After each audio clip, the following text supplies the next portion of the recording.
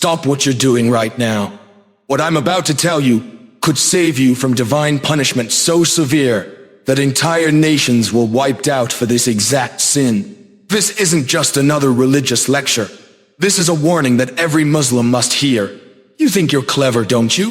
Finding ways around God's commands, making the forbidden seem permissible through technicalities and loopholes. You call it being smart. Islam calls it hila, and it's one of the most dangerous sins you can commit.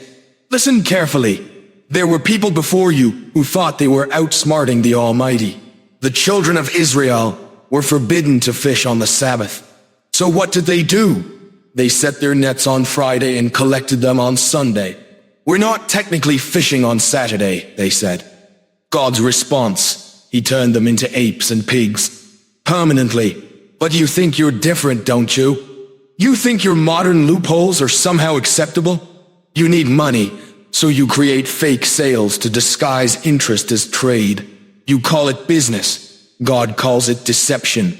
You want to remarry your ex-wife after triple divorce, so you arrange a temporary marriage with another man.